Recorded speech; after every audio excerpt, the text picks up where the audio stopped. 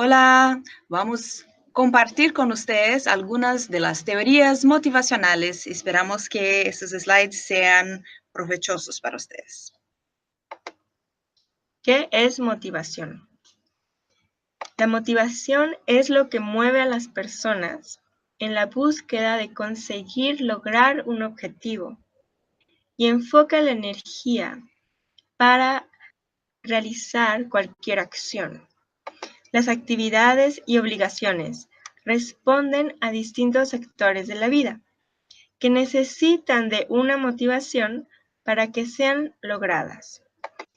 Dada la importancia de la motivación en la cotidianidad de las personas, esta ha sido objeto de estudio de diversas áreas.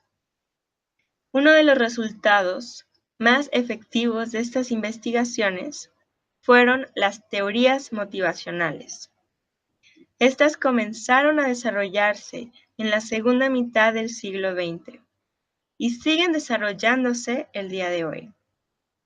A estas teorías se les ha llamado estudio de la satisfacción, que apuntan a medir el índice de motivación de las personas, basadas tanto en sus necesidades como en sus aspiraciones. Muchas teorías motivacionales se elaboraron para analizar las necesidades internas que tienen influencia en el comportamiento humano. Hoy vamos a conocer aquellas teorías elaboradas por dos pensadores que tuvieron gran influencia y continúan teniendo gran influencia en los administradores de todo el mundo. Estos son Herzberg y el otro teórico es Maslow. Estas teorías de ambos pensadores han sido herramientas en diferentes disciplinas utilizadas para comprender, predecir e influenciar las actitudes de las personas. Esto sucede, por ejemplo, en la gestión empresarial, que hace uso de estos estudios para atraer a personas talentosas, estimular una alta productividad y garantizar la satisfacción de los actuales colaboradores con el objetivo de retenerlos. Las teorías motivacionales buscan además identificar y analizar los factores que estimulan el comportamiento de las personas. En su mayoría, consideran tres estímulos principales del comportamiento humano, como la ganancia material, el reconocimiento social y la realización personal. La base para la elaboración de estas teorías está asociada con el desarrollo de filósofos griegos que veían el comportamiento humano como actitudes dirigidas a la realización de algún placer. Frederick Herzberg fue un psicólogo e influyente profesor de gestión empresarial estadounidense. Nació el 18 de abril de 1923 en Massachusetts, se graduó en el City College de New York e hizo posgrado en la Universidad de Pittsburgh. El profesor se quedó un tiempo lejos de los estudios para servir como sargento en el ejército. De acuerdo con él, fue esa la experiencia que lo llevó a interesarse por la motivación de su vida. Su trabajo de mayor relevancia es la teoría de los dos factores que fue publicada en el libro Motivación para Trabajar. Según la teoría desarrollada por Herzberg, el nivel de rendimiento de los profesionales varía de acuerdo a su satisfacción en el trabajo. Él creía que el enriquecimiento del trabajo es un proceso de gestión continua que impacta directamente la satisfacción del empleado. Explica que existen dos tipos de factores responsables de la satisfacción de las personas en un ambiente corporativo. 1, los motivadores y 2, los higiénicos. Factores motivadores. Como su nombre ya dice, son factores que cuando están presentes causan motivación y cuando están ausentes provocan insatisfacción. Están relacionados a los objetivos del propio funcionario, tanto en relación a su carrera como a su cargo actual y actividades que ejerce. En esta categoría se encajan el crecimiento profesional, el reconocimiento, la autorrealización, el grado de desafíos a los que se exponen y la capacidad de realizarlos, la libertad de decidir cómo realizar sus actividades y el uso pleno de sus habilidades personales. Cuando se lleva a cabo, la empresa puede aumentar la productividad y la satisfacción de los empleados. Factores higiénicos. Estos factores están relacionados con las herramientas y estructuras ofrecidas por la empresa, con el ambiente que la rodea y la conducta de la organización que con las funciones del empleado en sí.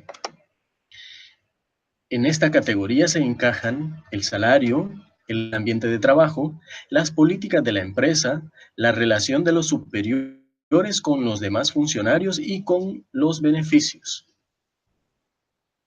Cuando están ausentes, causan insatisfacción, pero cuando están presentes, a pesar de ser satisfactorios, no causan necesariamente la motivación del funcionario.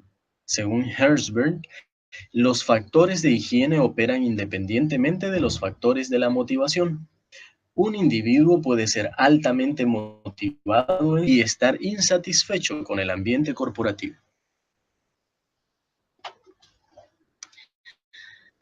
Ahora vamos a hablar un poco sobre Abraham Maslow. Maslow fue un psicólogo estadounidense conocido como uno de los fundadores y principales exponentes de la psicología humanista, una corriente psicológica que postula la existencia de una tendencia humana básica hacia su salud mental. El desarrollo teórico más conocido de Maslow es la pirámide de las necesidades, modelo que plantea una jerarquía de las necesidades humanas. Maslow consideraba que las carencias humanas eran clasificadas desde las más básicas, indispensables para la supervivencia y el bienestar del organismo, a las más elevadas, referentes a la autorrealización personal. Para esquematizar su teoría, Maslow utilizó los grados de una pirámide. La pirámide de las necesidades de Maslow es una de las herramientas más utilizadas por la gestión empresarial. Cada uno de ellos alberga un nivel de necesidades, las primarias en su base, seguidas de las necesidades secundarias en el medio y las necesidades de realización personal ocupando la parte superior de la estructura. Maslow creía que la gente se esfuerza por satisfacer las necesidades que tiene con urgencia en un momento específico. Los individuos tienen la tendencia a seguir una secuencia para realizar esas carencias, partiendo de las necesidades fisiológicas que necesitan ser al menos parcialmente satisfechas. Solo entonces empiezan a preocuparse con la satisfacción de las necesidades clasificadas en los niveles más arriba.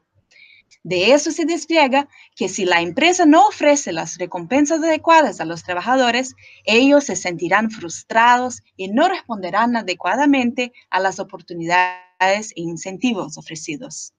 Por lo tanto, es necesario identificar en qué nivel de la pirámide están los funcionarios para de esa manera decidir cómo invertir las estrategias más adecuadas a sus necesidades. Miremos a la pirámide. En la base están las necesidades fisiológicas o básicas, como la alimentación, el mantenimiento de salud, la respiración, el descanso, el sexo. En el siguiente nivel están las necesidades de seguridad, que son las necesidades de sentirse seguro y protegido, que incluyen la vivienda, el empleo. En el tercer nivel aparecen las necesidades sociales, el desarrollo afectivo, la asociación, la aceptación, el afecto, la intimidad sexual. En el cuarto nivel aparece la necesidad de autoestima, reconocimiento, confianza, respeto, éxito. Y finalmente, en el topo de la pirámide aparecen las necesidades de autorrealización, que tienen que ver con el desarrollo potencial.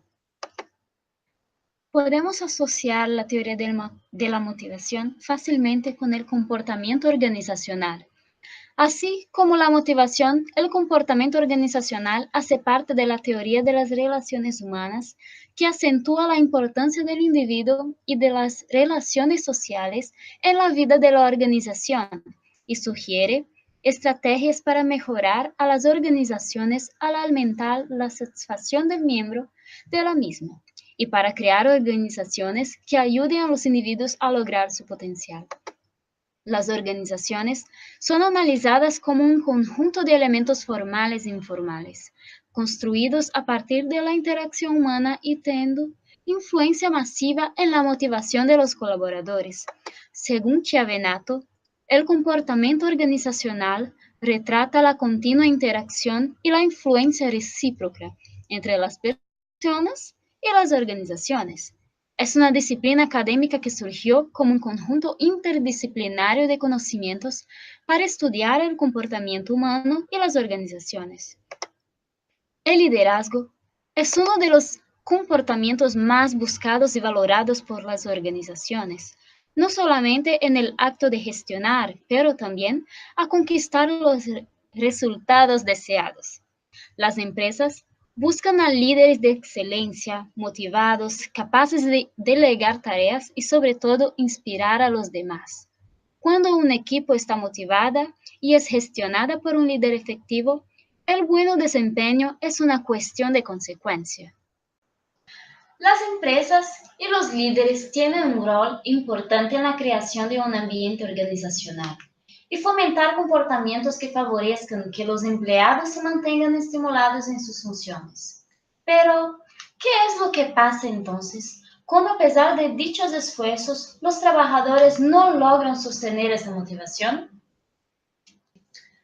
Las teorías mencionadas anteriormente, relacionadas a la autorrealización, destacan la existencia de factores externos al individuo, generalmente conectados con necesidades y deseos materiales.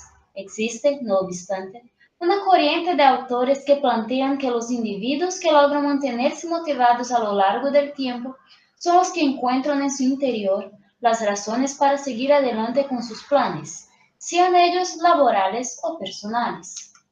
Las teorías motivacionales trascendentales demuestran que los valores personales y colectivos tienen una gran influencia sobre el bienestar y la motivación de los empleados y de sus líderes. Más allá de las cuestiones materiales, de las necesidades básicas y de los deseos individuales, el ser humano tiene en su naturaleza un fuerte componente colectivo que genera simultáneamente un sentido de propósito y de pertenecimiento. Algunos de los exponentes de esta corriente, conocida como trascendental, son Viktor Frankl, John Dewey y Rudolf Scheer. Viktor Frankl nació en 1905 en Viena, Austria, donde estudió psiquiatría en la universidad. Decidió quedarse en Austria con su familia a pesar de la persecución contra los judíos durante el Tercer Reich. En 1942, fue detenido con su esposa y sus padres y llevado a campos de concentraciones, incluyendo el infame campo de Auschwitz. Durante sus años de detención, Frankl se dedicó a proporcionar ayuda psicológica a los prisioneros y prevenir suicidios. Fue liberado en 1945 y luego continuó a actuar como psiquiatra. Escribió varios libros en que relató sus experiencias y reflexiones, tomándose una gran referencia en la psiquiatría y en el estudio de la motivación humana. Falleció en su ciudad de nacimiento en los 92 años de edad. Según Frankl, las personas siempre podemos dar un sentido a nuestras vidas, independientemente de las circunstancias en que nos encontremos. Esta búsqueda de significado constituye la principal motivación vital. Además, siempre tenemos un cierto grado de libertad, puesto que podemos decidir al menos qué actitud adoptamos ante la adversidad. Describió 3 tipos de valores que conducían al significado y, por tanto, a la felicidad.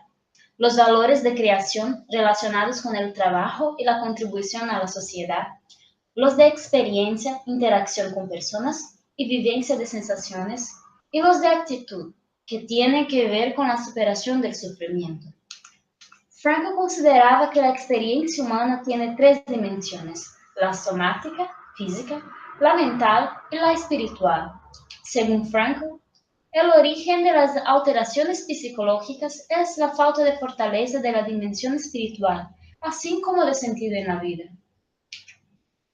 John Dewey fue un filósofo, psicólogo y pedagogo norteamericano considerado como el filósofo estadounidense más relevante de la primera mitad del siglo XX, así como uno de los fundadores de la filosofía del pragmatismo. Dewey fue catalogado como un hombre de acción que abogaba por la unificación de pensamiento y la acción, de la teoría y la práctica. También se dedicó a defender la igualdad de la mujer y a fomentar el sindicalismo docente. Además, fomentó la ayuda a los intelectuales que habían sido exilados de sus países como consecuencia de los regímenes totalitarios que los acechaban. Dewey apoyaba la unificación de la teoría y la práctica. Interpretaba la motivación como un elemento derivado de la experiencia. Él señala 4 elementos esenciales del aprendizaje: la experiencia, la reflexión, las nuevas ideas y la fijación del aprendizaje. Dewey defendía la democracia y la libertad de pensamiento como instrumentos para la maturidad emocional e intelectual. Creía en la valoración y educación integral, físico, emocional e intelectual. El proceso educativo estaba intrínsecamente asociado a comunicación y cambio de ideas, sentimientos y experiencias al respecto de situaciones prácticas del día a día. La educación, por lo tanto, es más que reproducir conocimientos, es incentivar el deseo de desarrollo continuo, la preparación de las personas para transformar algo. William Uchi es profesor en la Graduate School of Management de la Universidad de California, Los Ángeles, y actúa también como consultor de empresas. Más allá que analizar el modelo japonés, la propuesta de Uchi es examinar de qué manera este modelo puede ser aplicado en las grandes empresas norteamericanas. Publicado en 1981, su libro Teoría C, Cómo las empresas pueden enfrentar el desafío japonés, es un bestseller traducido para los principales idiomas y es estudiado en países de todo el mundo. En una serie de investigaciones realizadas en empresas japonesas en la década de 70 y 80, se identificaron 3 componentes comportamentales relevantes, los cuales Uchi llamó confianza, sutileza y intimidad. En el interrelacionamiento entre personas en la empresa, esos 3 promueven la confraternización, el esprit de corps y el trabajo en equipo.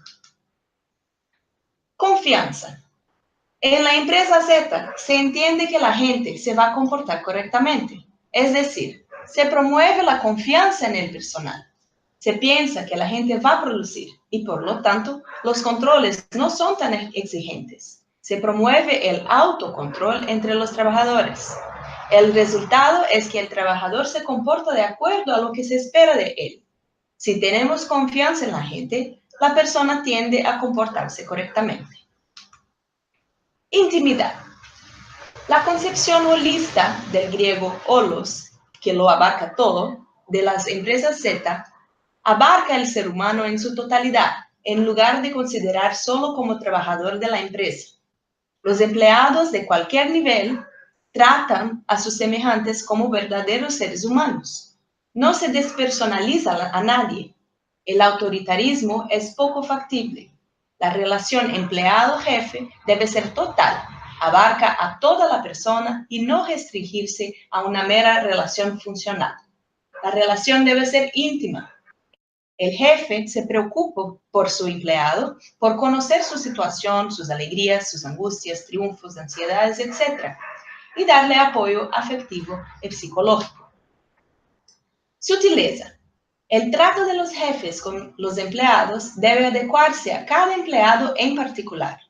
Todas las personas se diferencian entre sí y por lo tanto cada individuo necesita un trato específico. A partir de esos tres valores fundamentales, Uchii sistematizó en una tabla las principales diferencias entre lo que llamó las empresas A, tradicionales, y las empresas Z, las que aplican el modelo japonés. Las empresas Z tienen una serie de características. La relación de empleo es permanente. Las evaluaciones y promociones son lentas. Las carreras no son especializadas. Los mecanismos de control son implícitos. La toma de decisiones es colectiva. La responsabilidad también es colectiva. Y la preocupación es por el conjunto de la empresa. Por otra parte, las empresas A tienen un conjunto de características contrarias a estos principios. La relación de empleo es de corta duración. Las evaluaciones y promociones ocurren rápidamente. Las carreras son altamente especializadas. Los mecanismos de control son explícitos. La toma de decisiones es individual, así como es la responsabilidad. Y la preocupación es segmentada. De acuerdo a la corriente motivacional trascendental, es fundamental, por lo tanto, que las empresas puedan identificar maneras de conectar a sus líderes y empleados con valores que les confieran un sentido de pertenecimiento y de propósito común. El futuro de la administración de empresas depende del reconocimiento de la economía y del trabajo como una extensión de la naturaleza indivisible del ser humano. Para eso, el concepto de guardianía colectiva es una dimensión crítica del diseño y implementación de las nuevas estructuras económicas e institucionales que han de surgir. En este contexto, la motivación tiene su expresión más verdadera cuando cada individuo tenga la oportunidad de verse bajo el cuidado del conjunto de personas y estructuras con las cuales interactúa en su cotidiano diario, al mismo tiempo en que se reconoce responsable por el bienestar y el progreso de este mismo conjunto.